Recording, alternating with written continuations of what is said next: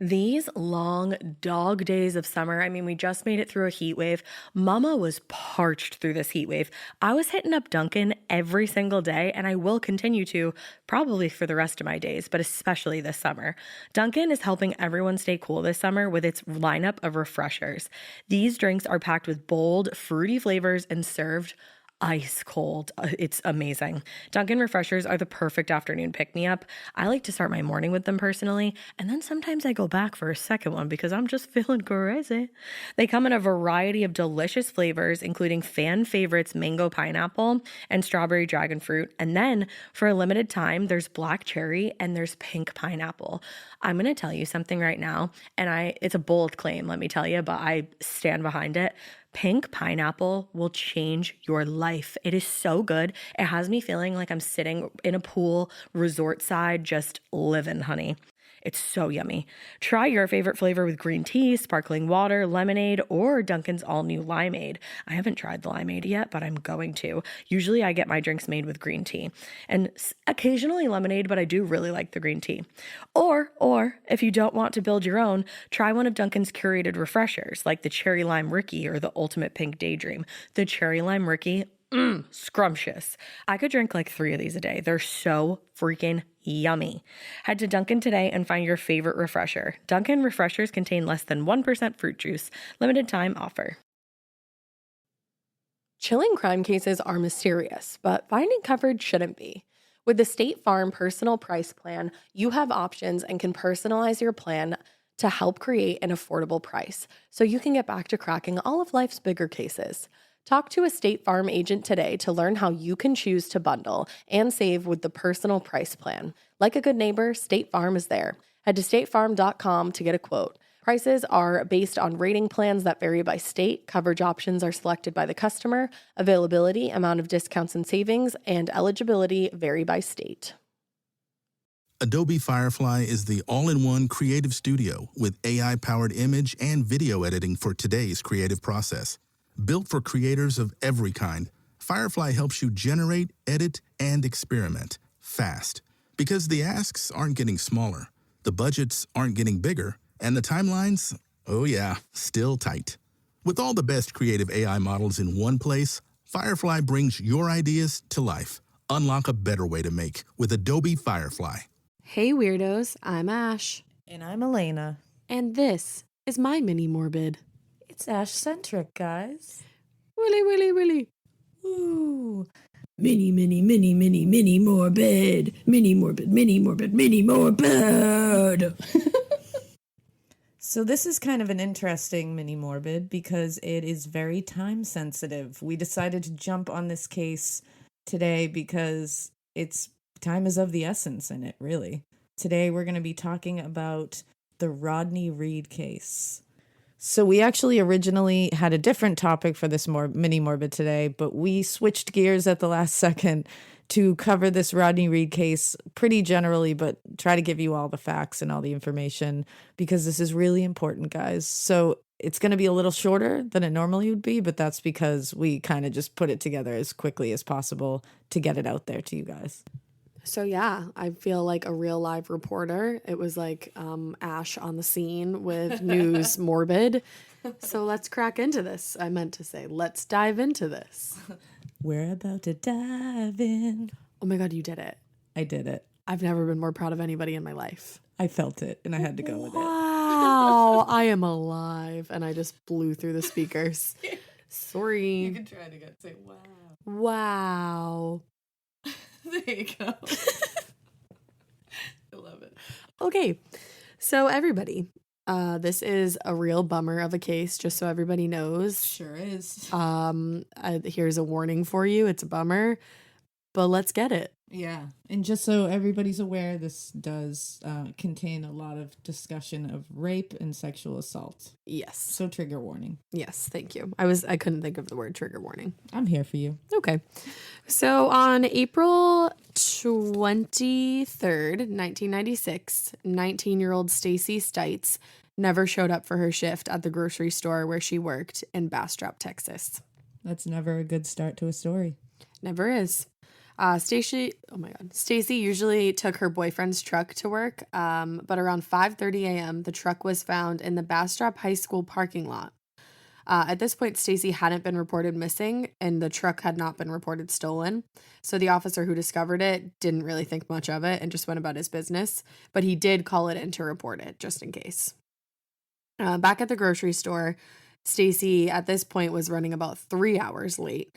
And the woman who she was supposed to be working with, her coworker, was getting really worried and decided to call her mom, who was Carol Stites. So Carol receives this call and she's like, what the fuck? Like, I heard Stacey leave for work this morning. I know she left for work this morning. That's a nightmare as a parent. I can't imagine that. I literally can't even imagine that. And Just someone from the work calling and being like, yeah, your daughter didn't show up to work today. That's a nightmare. Because you know those stories that start with your daughter didn't show up to work. It's always like, she always was on time to work. And like, and I heard her leave. And exactly. It's like, it's never like, oh yeah, she does this. Like, it's always like, no, she's literally never done this. Right. So Carol calls Jimmy Fennell, Stacey's fiance, who was a Giddings police officer. He actually they lived upstairs from Stacey's mom. So Stacey's mom lived downstairs and Jimmy and Stacey lived upstairs. Okay.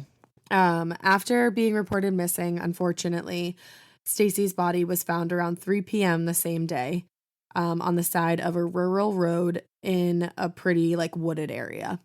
I was going to make the rural juror joke, but this is kind of a very solemn case, so I did it, but I didn't do it. Okay.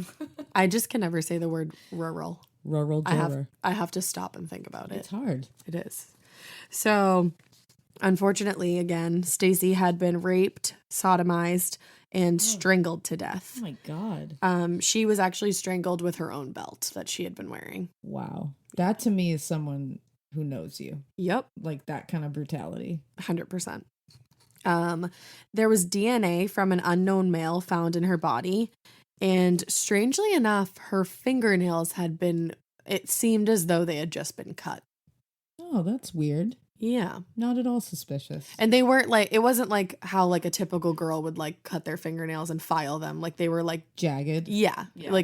It seemed as though she didn't do this herself. Like somebody did it in a hurry, perhaps. In a hurry, and somebody else did it to maybe eliminate some evidence. Exactly. Without any care, except just to get the fingernails off. Which is a weird thought to have unless you work in a criminal background. Weird.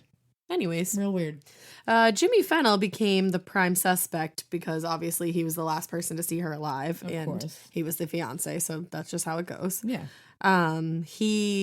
This doesn't necessarily mean anything because lie detector tests, we know, are about as useful as a hot dog in a trench coat. Exactly. I was waiting for that. But just know that Jimmy did fail 2 lie detector tests. Oh, Jimmy. But the DNA found on Stacey's body did not belong to him.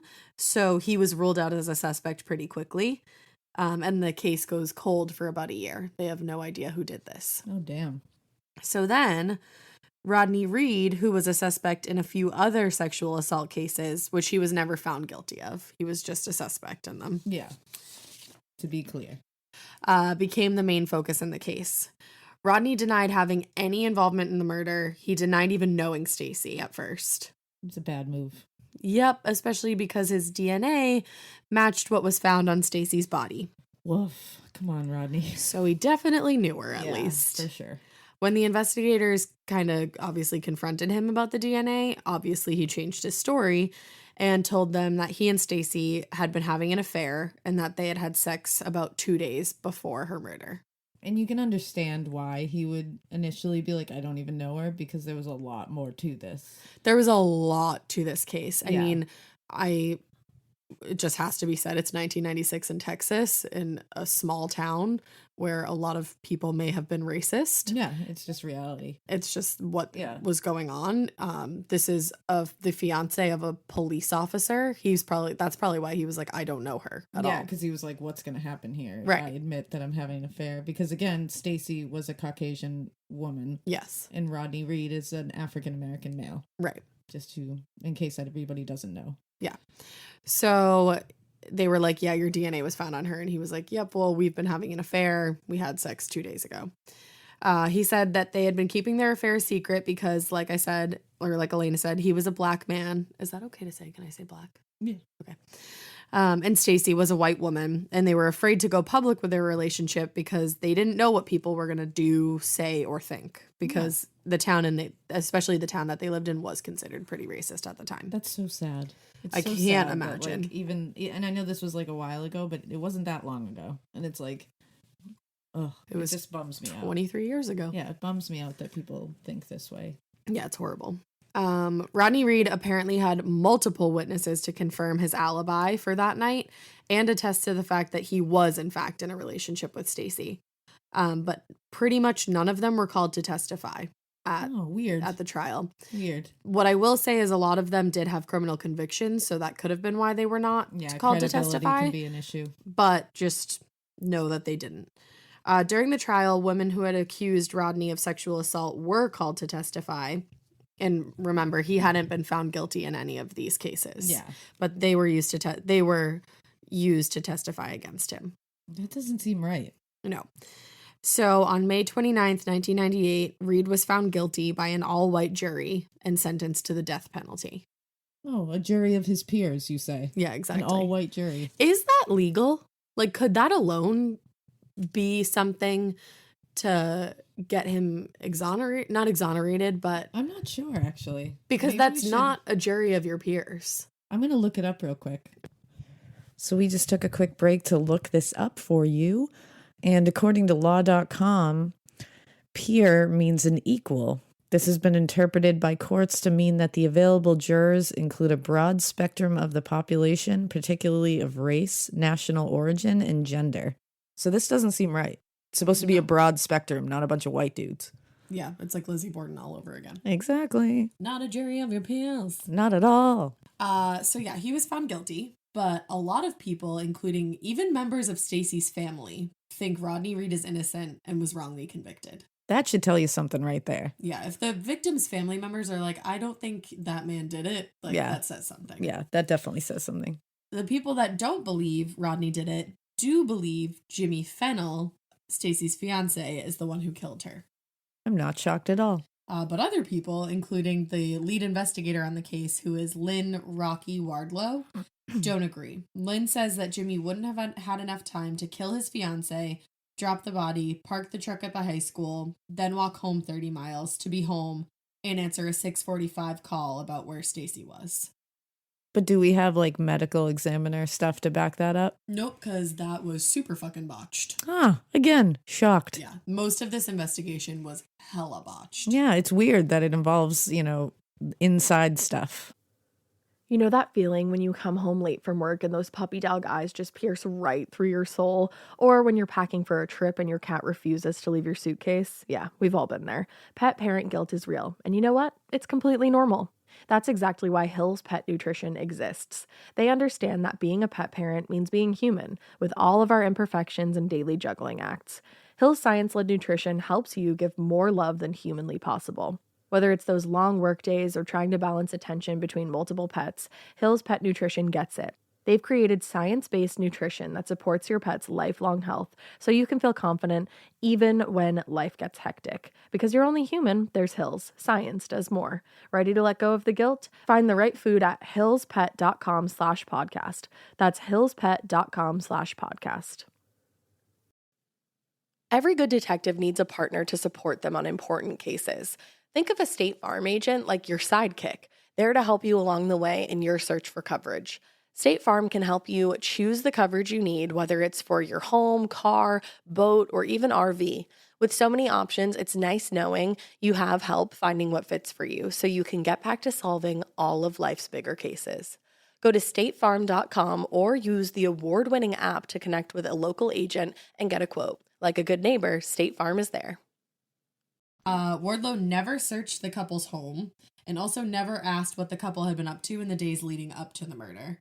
And just a reminder, Jimmy failed those 2 polygraph tests in which questions like, did you strangle your girlfriend, were asked, and where his whereabouts were that morning. They asked him about that. And he failed 2 polygraph tests with questions asked like that. I must say that's a bit fishy. It gets fishier. Gets more troutish in here. Yes. It's very stanky. Very stanky. Rodney Reed's cousin, Chris Aldridge, actually said he was with Rodney the night that that he was allegedly murdering Stacey. Like, at that time, he was with his cousin. So he was like, I'm pretty sure I would know if he was murdering someone. Yes. He says they hung out at a lot near his house until about 5 a.m. and then they walked to work together.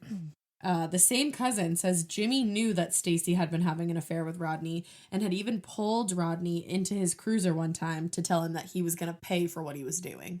I mean, come on. Come on. The story was also confirmed by another witness, so it's not just the cousin that says this. Like, this happened. There's way too much here in Rodney's favor. Yeah. Like, this doesn't happen to a guilty person. Yeah. At the time of the murder, the medical examiner said that the semen left on Stacey's body couldn't have been from 2 days prior. But a few years after the trial, he changed his mind and came out and said, since he only found very few sperm, that they could have actually been from an earlier time. And he also said that the injuries Stacey sustained were more consistent with penetration by a rod-like instrument, such as a police baton. That's horrific. That just literally ruined my psyche. Yeah. Thinking about that. Because think about it, if this is her fiance, he did the that horrible the thing to amount, her. yeah, the amount of just nightmare this is off the charts. Especially like when you introduce like a police baton as the instrument, it's like, nope. I can't even put myself in that. Well, and Ugh. I mean, Jimmy Fennell, personally, I think he did it, but Same. Either way, if you don't think he did it, you still should think that he's a really shitty human being. So I'll continue now. Exactly. Also, a weird thing is that, like I said, a lot of this investigation is botched. So they took pictures at the crime scene, and then when they got her back to the morgue, all these injuries that weren't photographed at the scene, like the medical examiner saw all these like burns and like stuff like that hadn't been photographed at the scene. And it's like, what the fuck? What are you doing? Right. Why are you even there if you're not doing your job? And they literally started like examining her on the side of the road, like started undressing her and like checking into things. What? As she was placed on a gurney on the side of the road. No, that's not okay. Which probably destroyed crucial evidence. 100%. And is just like crude. Sloppy. Yeah. Yeah. And like, that's exactly. Just horrible. It's crude. That's exactly it. So another interesting thing that was left out of the trial is that DNA was found on a few beer cans that were close by to Stacey's body. That DNA belonged to Jimmy's best friend, neighbor, and fellow cop, David Hall. What the fuck? Yeah. Jimmy was known to be controlling, violent, and he had had a few run-ins during his time as a police officer that had to be taken care of. Let's talk about a few of those. Let's do that. He stalked a woman named Wendy Wallace so badly that she filed a complaint against him.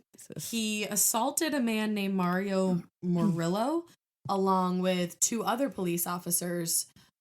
Jimmy held a gun to Murillo's head while the other 2 police officers like basically beat the shit out of him. Oh, that sounds like a nice guy. After Stacey's murder, Jimmy started dating this woman named Pam Duncan, like pretty quickly after Stacey's murder. But when she ended things with Jimmy because she claimed that he was possessive and jealous, after she broke up with him, he stalked her to the point where she also filed a complaint, and an officer came to her house assuring her that Jimmy would be leaving her alone.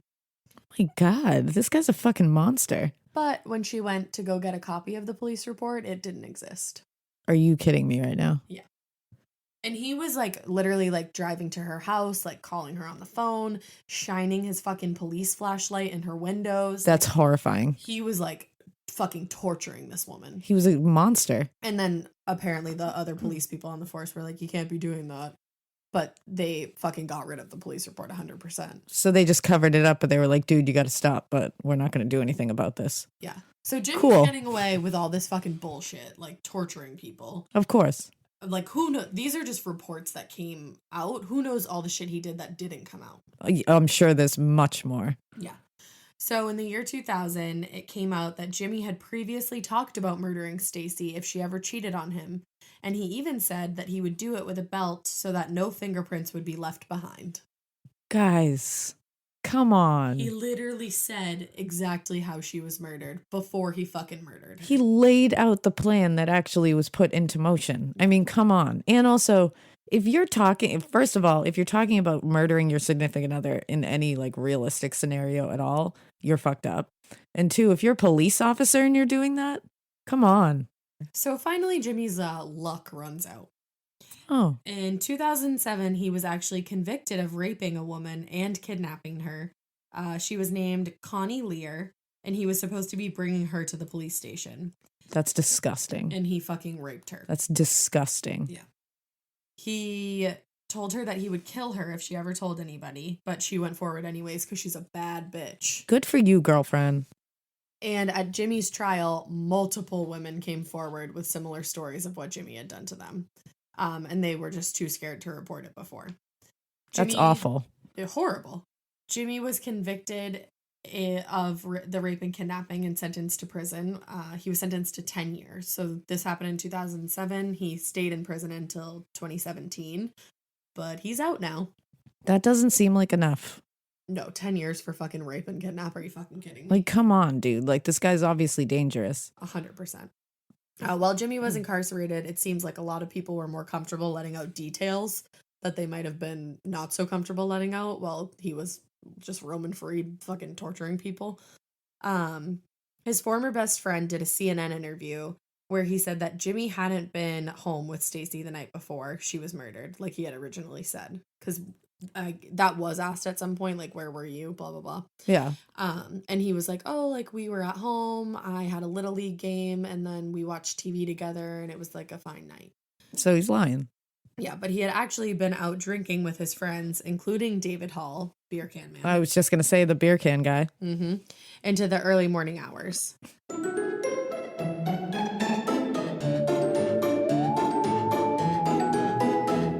So there's a lot of gray area when it comes to this case, I guess. And it seems as though a lot of the investigation was botched, like I said.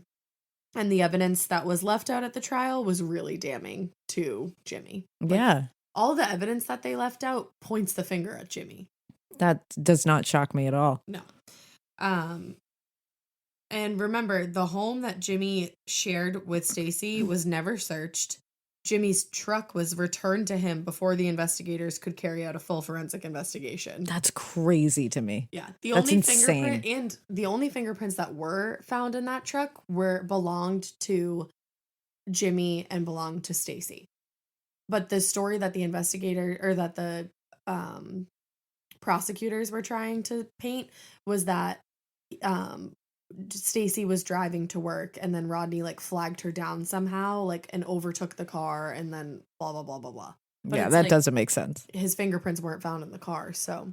And even better, Jimmy sold the fucking truck a few days after they returned it to him. We've heard that story before. Sure have.